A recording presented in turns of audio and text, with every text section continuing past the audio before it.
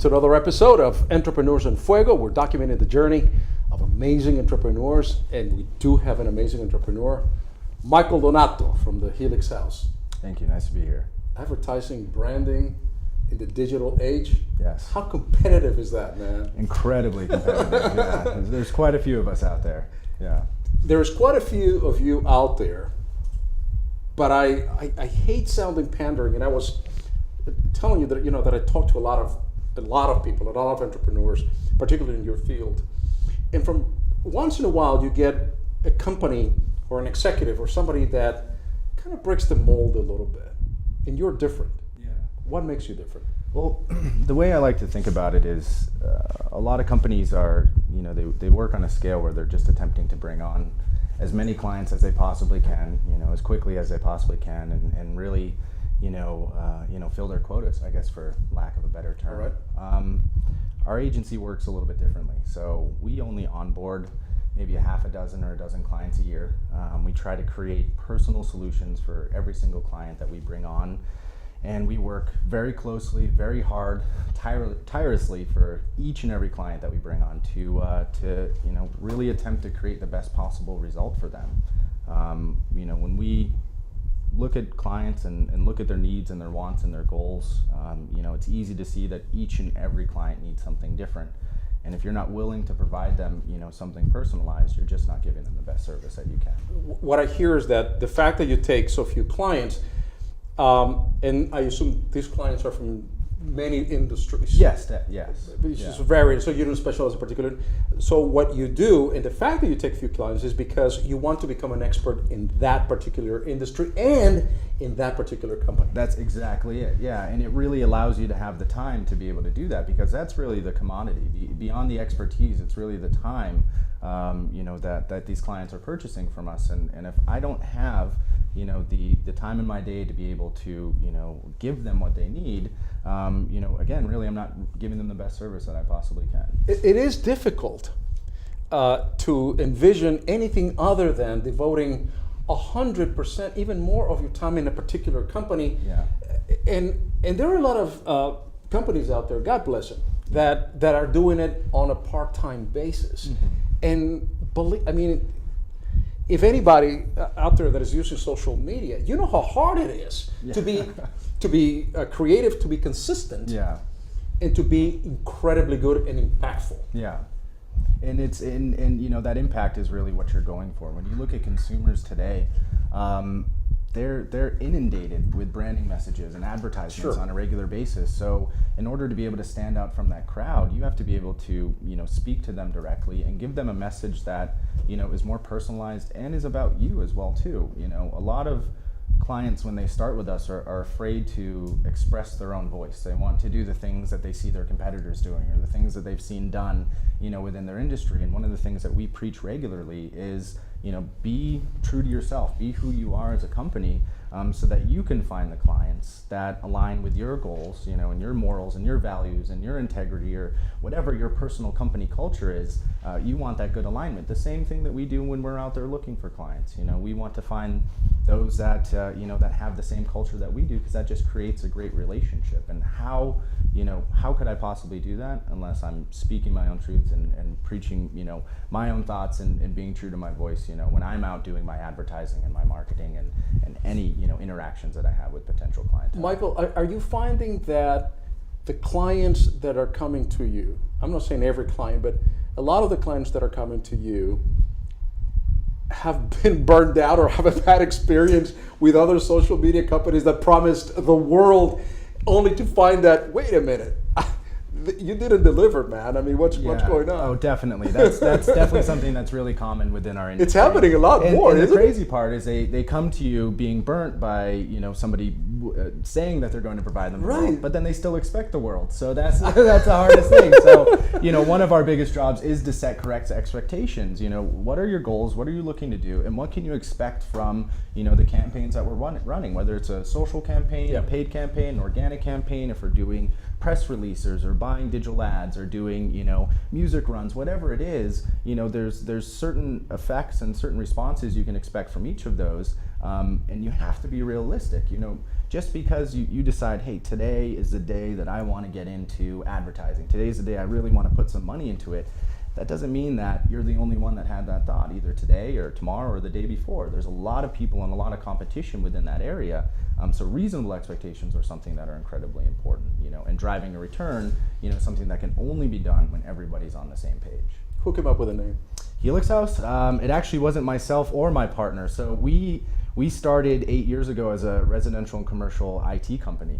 So we had a horrific technical name from a long time ago. And it was probably 5 or 6 years ago that we did the rebranding to Helix House. And we actually brought on the same thing that we'd recommend to our clientele. We brought on a traditional marketing agency, worked with them for about 4 or 5 months, local company here, great company, and kind of brainstormed and found the new brand that we were going for, which ended up being Helix House. Which is interesting because you are a brand and you're an advertising company, but you're bringing in somebody else to help you see your own brand and to define your brand, which I think is not only is very, very courageous, but it's also very humbling, and it kind of conveys your whole philosophy, right? Yeah, and like I said, it's the exact thing that we recommend to our clientele. We ask them to bring us on to help them do work.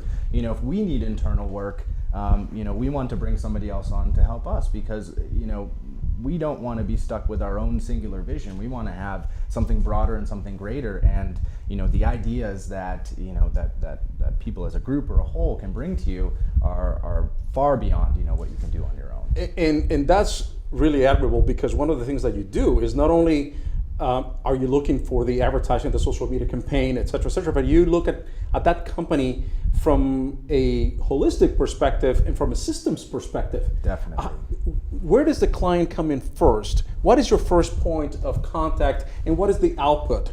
And there's a whole thing that happens in between. Yeah. And so you're looking at the entire picture, Yeah. not just, all right, I'm going to create a moment and I'm going to, send it out on Facebook. Well, if you think of yourself, you don't buy in a singular moment anymore. You buy from an entire experience. So if I'm not providing that experience from start to finish, then I'm not going to get that end result, whatever that result is, whether it's, recognition, whether it's a purchase, whether it's, whatever it could be.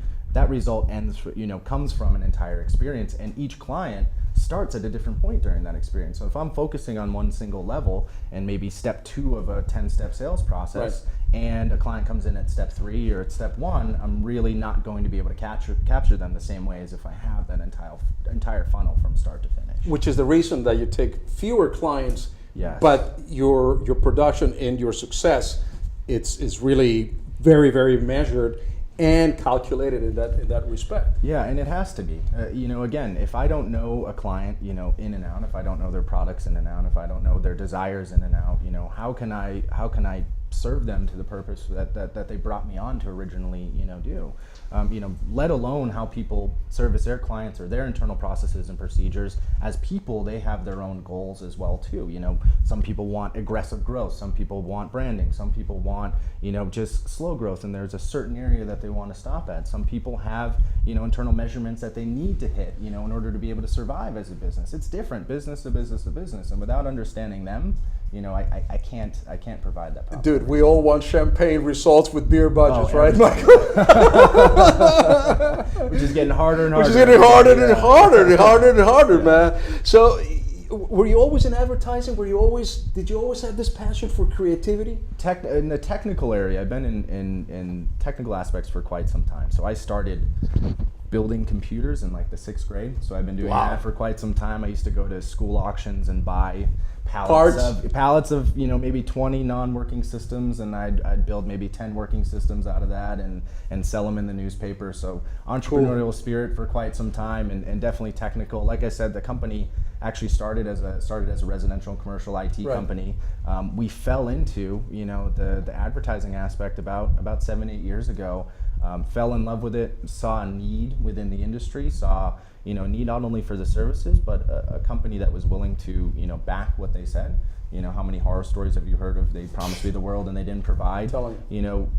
Really, we had seen that over and over and over again. So having the integrity to do what it takes in order to get the job done, whether it takes 100 hours or 1,000 hours, really being willing, committed to provide the services that you promised and you assured a client that you take care of for them. That's really where we saw the biggest need. And that is what I saw in Helix House, is the fact that because of your background of systems, you look at the world from a creative point of view, yes, but there is a system. Oh, definitely. There is a system for everything. That is for everything. Yeah. I mean, it's Yeah. math, right? It's numbers. It's a system. There is a foundation from which you can build all the creativity that you want. Yeah. It's got a beginning and it's got an end. Yes, definitely. And I think that is really what sets you apart, and that is the competitive advantage. That's what I saw when I looked at your organization. Internally, that's something that we work on continuously. Actually, right before I came here today, we were redoing some systems for some of our internal processes because we changed a couple of the ways that we do some things to be fluid within the market.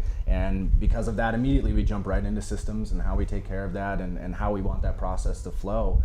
Because that efficiency and that flow and that that really reflects itself onto your end product as well too. You can feel it when something is just running perfectly. You can feel it not only internally but externally. The people that are interacting with your brand can feel that as well too.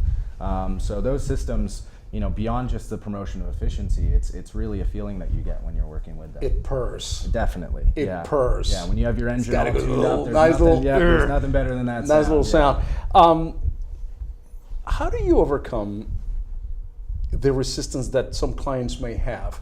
You have designed a beautiful machine and it's purring in your mind. The client might not see it just yet, but you've been there before and you know that if you implement this particular system, you're going to have a fine-tuned machine. Yeah. And while you can't guarantee results, let us not be disingenuous, but you know that based on your experience, take these steps and there will be the likelihood of best result. opportunity. Yeah. And the client goes like, nah, I don't really think that's the way that I want to go. Do you get that? Yeah, and I think it's more than just that conversation or that initial conversation that overcomes that. It's the relationship that you create from day one. I think we're very clear about the fact that, this is what we do. This is what we live, sleep, eat, breathe, sweat. Right. This is our life, Right. and just as we wouldn't ask them to, do their job differently, we ask them to trust us, to put their trust in us that we have the knowledge and the experience and we've been through this before to know what's going to provide the best outcome, or give them the best opportunity, like you said, for, the most positive end outcome.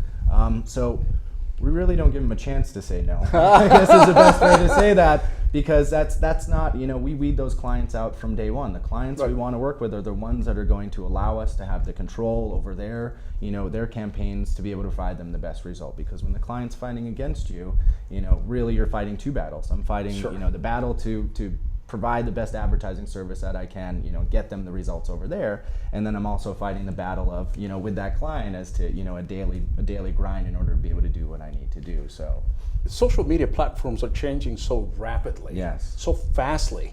How do you keep up with all those changes and recommend those changes to a client? I just stopped sleeping. So about Absolutely, dude. I mean, here you have Blab and you have Periscope and Snapchat, and the next thing you know, you've got all these different things that are coming at you. And we, as a society, we're so fickle. We're just jumping from one platform to another. Yeah. So what once was very popular, and we were on Instagram all the time, now we're maybe on Blab or we're in Snapchat. And that's a new thing. I think one of the big things you have to remember, it becomes a little less convoluted when you take it from a client-to-client standpoint. So you think of something like Snapchat, right? That has a demographic of 14, 15, 16 to mid-20s would be their biggest age demographic. A lot of college kids on Snapchat. So the first question you would ask yourself bringing on a client, does my product fit this mold and fit this demographic? So normally what you can do right off the bat is have a huge list of elimination. I don't need this, I don't need this, I don't need this, I don't need this. Here are the the specific social platforms that are going to speak to my demographic.